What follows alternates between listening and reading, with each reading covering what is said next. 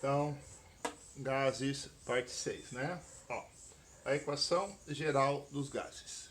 Então, nós vimos que P1V1T1 é igual a P2V2T2, né? Sim? Isso para uma certa massa gasosa, onde você não especifica qual é a quantidade dela. Agora, quando você tem massa, o que vai acontecer? A pressão vezes o volume sobre a temperatura é constante. Então, vamos chamar essa constante nos gases de R.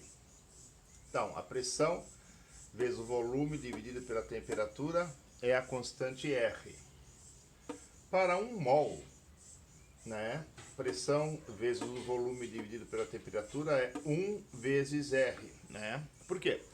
Quando você aumenta a quantidade de moléculas dentro de um recipiente, aumenta a pressão, mantendo-se volume e temperatura.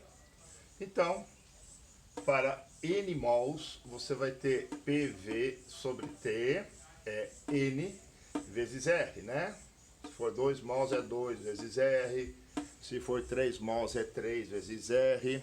E aí, nós podemos dizer que a pressão vezes o volume é a quantidade de matéria vezes R vezes T. Quantidade de matéria é o número de mols. Como? O número de mols é a massa do gás dividido pela sua massa molar. M é a massa do gás. E mão é a massa de 1 mol do gás. Por exemplo, H2. Massa molar do hidrogênio é 2 gramas por mol. Massa molar do O2. O oxigênio pesa 16, então vai dar 32 gramas por mol. A massa molar do CO2, gás carbônico. Carbono é 12, oxigênio é 16, então você vai ter 44 gramas por mol, né?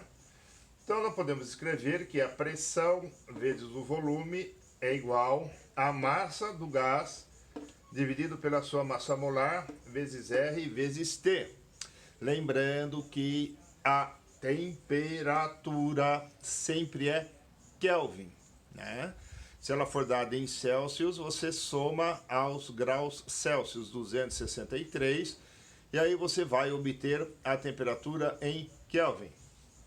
Quer dizer, é bastante comum aparecer essas equações aqui, onde são exercícios relativamente simples, se forem assim, onde você substitui os dados e calcula o valor da pressão, se ele pedir pressão, do volume, se ele pedir volume, e assim sucessivamente.